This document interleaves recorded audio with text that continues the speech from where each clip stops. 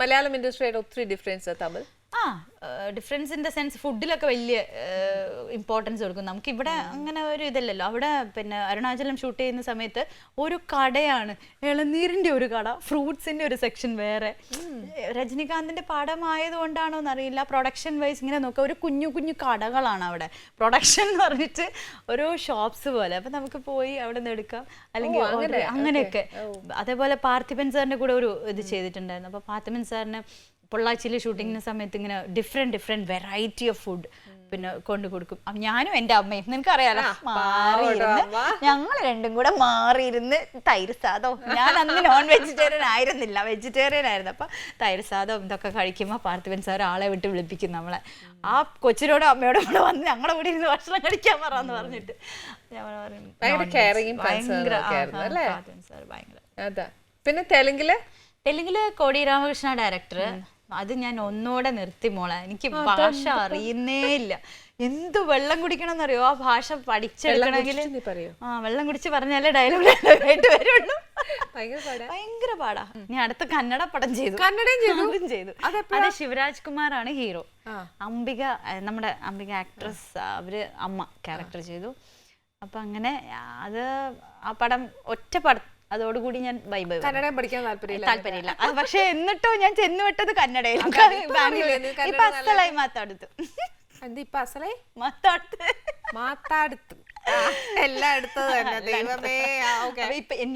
ഞാൻ അത്ഭുതപ്പെടുക. എൻ്റെ മോൾക്ക് ഇപ്പൊ ഒരുപാട് ഭാഷ അറിയാടാ. കാരണം അവിടെ ഒരു ഇഷ്ടം പോലെ ഫ്രണ്ട്സ് ഉണ്ടല്ലോ, ഫ്രണ്ട്സ് ആക്കൾ എന്ന് പറഞ്ഞാൽ ഒരുപാടുണ്ട്.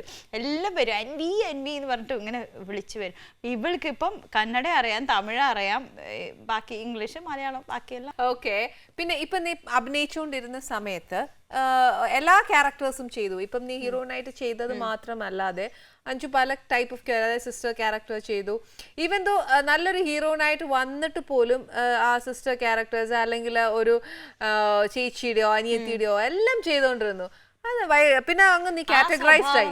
ഇല്ലടാ, ആ സ്വഭാവം ഞാൻ ഇപ്പോഴും നിർത്തിയിട്ടില്ല. ഇപ്പോഴും ഞാൻ അമ്മയായിട്ട് ചെയ്യുന്നുണ്ട്, അനിയത്തിയായിട്ട് ചെയ്യുന്നുണ്ട്, ചേച്ചിയായിട്ട് ചെയ്യുന്നുണ്ട്. അങ്ങനെ എന്താ പറയാ, ഡിഫറെന്റ് ക്യാരക്ടേഴ്സ് നമ്മൾ ഇപ്പോഴും ചെയ്യുന്നു. ഞാൻ ഇനിയിപ്പം നമ്മൾ വരുന്ന ആൾക്കാർക്കൊക്കെ വഴിമാറി കൊടുത്തില്ലേ, പിന്നെ നമ്മളെ ആൾക്കാരൊക്കെ കൂടി കല്ലെറിഞ്ഞ് കൊല്ലില്ലേ. പക്ഷെ ഞാനൊരു കാര്യം പറയുന്നത്, ന്യൂജൻ ഫിലിംസിലും ചെയ്തിട്ടുണ്ട്. പിന്നെ തീർച്ചയായിട്ടും പുതിയ പിള്ളേർ ചെയ്തു. ഏതൊക്കെയാ ചെയ്തപ്പോ? മില്ലിയില് നിവിൻ പോളി മില്ലിയിലൊരു ക്യാരക്ടർ ചെയ്തു. പിന്നെ ശൃംഗാരവൻ വേദികയുടെ അമ്മയായിട്ട് ചെയ്തു. അങ്ങനെ ഒരുപാട് പുതിയ അജു വർഗീസിന്റെ സന്ധ്യക്ക് ഡബ് ചെയ്ത്. അതെങ്ങനെ നീ അറിഞ്ഞത്?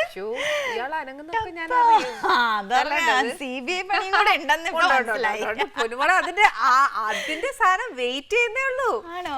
അത് ഞാൻ വച്ചിട്ടുണ്ട്. അതെന്താണ് സംഗതി? അപ്പൊ നമുക്ക് ക്യാമറ ഒക്കെ ഓഫ് ചെയ്യാട്ടോ. ഇല്ല, ക്യാമറ എന്തെങ്കിലുമൊക്കെ ചെയ്ത് പിന്നെ അത്ര നിനക്ക് ഉറപ്പുണ്ടല്ലേ? പണ്ടേ കാണുന്നല്ല. എന്നിട്ട് പിന്നെ അങ്ങനെ ഒരുപാട് പേരെടുക്കും. ജമുന പ്യാരിയില് ഗായത്രിയുടെ അമ്മയായിട്ട് ചെയ്തു, രാജേട്ടന്റെ വൈഫായിട്ട്.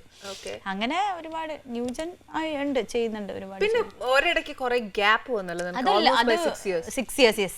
പിന്നെ അത് മോളായതിനു ശേഷം, മോളായ സമയത്ത് ആ സമയത്താണ് ഞാൻ എന്റെ ഡിഗ്രി PG ഒക്കെ എടുത്തത്. ഞാൻ ഫിലിം തുടങ്ങിയതിന് മുന്നേ അഞ്ജു സ്റ്റാർട്ട് ചെയ്തോ ഫിലിം? ഇല്ല, രുദ്രാക്ഷം ഇല്ല.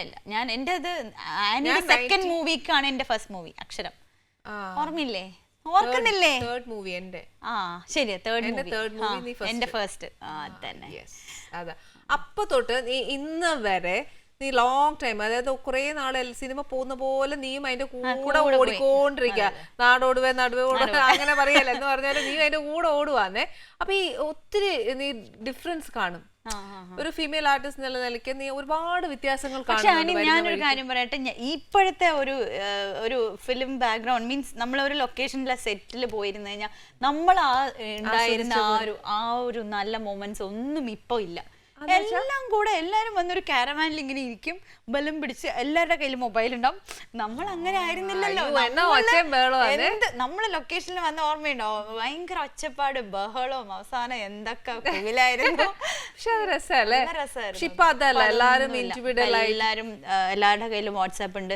വാട്സാപ്പും ഫേസ്ബുക്കും ആയിട്ട് അവനവനിൽ തന്നെ ചുരുങ്ങി ചുരുങ്ങി ചുരുങ്ങി അങ്ങ് പോവാണ്. ഇല്ല, ഒരു മിംഗ്ലിംഗ് അല്ലാണ്ടിരിക്കുന്ന സമയത്തിന് ഉണ്ടാവുന്ന ഒരു ഇത്. മറ്റത് അതുപോലെ അല്ലല്ലോ. ഓർമ്മയില്ല ഇങ്ങനെ എല്ലാരും സീൻ വെച്ച് നമ്മളൊക്കെ കഥ പറഞ്ഞിരിക്കും. നീ പറഞ്ഞ കൊറേ കഥകൾ ഞാൻ റിവീൽ ആയിട്ട് ഈ ഇടയില് വെച്ചിട്ടുണ്ട് നിനക്ക് ഞാൻ. അയ്യോ എന്റെ അത് പിന്നെ ഇപ്പൊ നിനക്ക് ഞാൻ പറയുന്ന പ്രശ്നമേ ഇല്ല അഞ്ജു.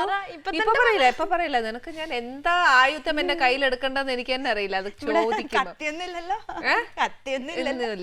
പിന്നെ ഈ അത് കഴിഞ്ഞ് നിന്റെ കല്യാണം കഴിഞ്ഞ് അത് കഴിഞ്ഞ് ചേട്ടായി ഒരുപാട് പ്രോത്സാഹിപ്പിച്ചോ തിരിച്ച് ഫിലിമിൽ വരാൻ? എവിടെ പ്രോത്സാഹനം, തന്നിഷ്ടത്തിന് ഇറങ്ങിയതാണ്. തന്നിഷ്ടത്തിന് ഇറങ്ങിയത്. ഞങ്ങളെല്ലാരും കൂടെ നിന്നെ തിരിച്ചടിച്ച് കേട്ടില്ല. പുള്ളിക്ക് വലിയ പ്രശ്നമൊന്നുമില്ല, ഞാൻ ചെയ്യുന്നതിന് പ്രശ്നമൊന്നുമില്ല. പക്ഷെ അങ്ങനെ വല്ലാണ്ടൊന്നും ഇടപെടുന്നു പ്രശ്നമൊന്നുമില്ല. ഇഷ്ടമൊന്നും അല്ല. ശരിക്കും പറഞ്ഞു കഴിഞ്ഞാൽ ഫുള്ളി സപ്പോർട്ട്, അങ്ങനെ ഒരു ഫുള്ളി സപ്പോർട്ട് കിട്ടിയിട്ടില്ല. പക്ഷെ എന്നാലും ഓക്കെ ലെറ്റ് ഇറ്റ് ഗോ എന്നുള്ള രീതിയിൽ അങ്ങ് വിട്ടിട്ടാണ്. ശരി, മോളൊക്കെ വലിയ ഇൻട്രസ്റ്റാ. മോൾക്ക് ഇങ്ങനെ എന്താ പറയാ, ഒരു അവൾക്ക് സെലക്ട് ചെയ്തിട്ട് കാണുന്ന ചില പ്രോഗ്രാംസ് ഉണ്ട്. അപ്പൊ അതിലുമായിട്ട് ഇങ്ങനെ വിളിച്ചു. അപ്പൊ അങ്ങനെയുള്ള ആർട്ടിസ്റ്റുകളെയൊക്കെ കാണുമ്പോൾ അയ്യോ അമ്മ പറഞ്ഞില്ലല്ലോ അവിടെയാ പോകുന്നതെന്ന് ഞാനും വരൂലേ എന്ന് പറയും. വന്നിട്ട് സെൽഫി ഒക്കെ എടുത്തിട്ട്. ഞാൻ പത്തേമാരിന്റെ ഷൂട്ടിന്റെ സമയത്ത് അവളെ കൊണ്ടുപോയിരുന്നേ. അപ്പൊ ആ സമയത്ത് മമ്മൂക്ക ഉണ്ടല്ലോ അതിനകത്ത്. അപ്പം ഫസ്റ്റ് ടൈമാണ് ഇവള് മമ്മൂക്കി കാണുന്നത്. അപ്പൊ ഇവൾക്ക് ആരായാലും മമ്മൂട്ടി ആയാലും മോഹൻലാലായാലും ഇവൾക്ക് അത്രേ ഉള്ളൂ. അതൊന്നും മനസ്സിലാക്കാൻ നമ്മളൊക്കെ ഭയങ്കര ഭയഭക്തി ബഹുമാനത്തോടെ ഇങ്ങനെ ഇരിക്കുമ്പോൾ ഇവള് അവിടെ കൂടി നിൽക്കുന്ന ഇങ്ങനെ വലിയൊരു കയറൊക്കെ കെട്ടിയിട്ട് ഗൺമാനും അതുവരെല്ലാം ഭയങ്കര ഇങ്ങനെ നിൽക്കുന്ന കണ്ടപ്പോൾ ഇവള് ചോദിച്ചു, അമ്മ എന്തിനാ? ഞാൻ അതൊക്കെ മമ്മൂട്ടി അങ്കിളിനെ കാണാൻ വേണ്ടി വന്നതാണ്. ഇവള് കാരവാന്റെ അടുത്ത് എന്നിട്ട് അങ്കിളിനെ കാണാനാണ് ഇത്രയും പേര് ഇവിടെ വന്ന് നിൽക്കുന്നത്, ഒന്ന് ഇറങ്ങി എല്ലാവരോടും ഹായ് പറയൂ അങ്കിൾ. ഇവള് പോയി പറഞ്ഞെടുത്തു, ഒന്നും പറയാണ്ട് മമ്മൂക്ക എല്ലാവരുടെ അടുത്തും വേവ് ചെയ്തു. അത് കഴിഞ്ഞ് ഇവള് കുറെ ബുക്സ് കളക്ട് ചെയ്തോണ്ട് എല്ലാവർക്കും സൈൻ ചെയ്ത് കൊടുക്കും. ഞാൻ അമ്മയും മോളെ ഞാൻ ഇപ്പൊ അപ്പൊ ഇത് അവൾ എന്തായാലും മമ്മൂക്കായുടെ അടുത്ത് ഇങ്ങനെ പറയാൻ പോയപ്പോ ഞാൻ ഇവളുടെ അവസ്ഥയാണ് ആലോചിച്ച് നോക്കി. ഇവളെ ഇറങ്ങി ഓടണോ നിക്കണോ കൊച്ചിനെ കൊണ്ട് പോണോ എന്നുള്ള ഒരു അവസ്ഥയായിരുന്നായിരിക്കും. അതിനൊക്കെ ജോഷി സാറ് ഞാൻ പിന്നെ ജോഷി സാറിന്റെ പടം അവതാരം ചെയ്തുകൊണ്ടിരിക്കുന്ന സമയത്ത് ഡ്രസ് ചേഞ്ച് ചെയ്യാൻ വേണ്ടി അകത്ത് പോയപ്പോൾ അവള് അവിടെ ഉണ്ടായിരുന്നു. ദിലീപേട്ടനെ കാണണമെന്നും പറഞ്ഞുകൊണ്ട് അങ്ങനെ ലൊക്കേഷനിൽ വന്നിരുന്നപ്പോൾ ഞാൻ ഡ്രസ് ചേഞ്ച് ചെയ്ത് വന്നപ്പോൾ കാണുന്ന അവസ്ഥ എന്ന് വെച്ചാൽ ജോഷി സാറിന്റെ മടിയിൽ അൻവി ഇങ്ങനെ ഇരിക്കുന്നു. അങ്കിൾ അതെന്താണ്, വാട്ട് ഇസ് ദാറ്റ് ഇങ്ങനെ ക്വസ്റ്റ്യൻ ചെയ്യും. ഞാൻ ജോഷി സാറിന്റെ അടുത്ത് മലയാള സിനിമയിലെ സിംഹം അസിസ്റ്റന്റ് ഡയറക്ടേഴ്സ് പോലും മിണ്ടൂല. ഇവൾ അവിടെ കയറി ഇരുന്ന് ഞാൻ ഈശ്വരായ പടിപൊട്ട. പക്ഷെ നമ്മുടെയൊക്കെ ഒരു തോന്നലാട്ടോ ജോഷി സാർ അങ്ങനെയാണെന്നുള്ള. പക്ഷെ ജോഷി ചേട്ടൻ ഭയങ്കര ഒത്തിരി. പക്ഷെ ഈ പറഞ്ഞ പോലെ ജോലി കാര്യത്തില് അതിനകത്ത് കോംപ്രമൈസ് ഞാൻ കണ്ടിട്ടില്ല. പക്ഷെ ആസ് എ പേഴ്സൺ ഭയങ്കര പാവത്താനാട്ടോ. ആദ്യം വർത്താനം പറയുന്നതൊക്കെ ഒരു ചമ്മലുള്ള ഒരാളാണ്.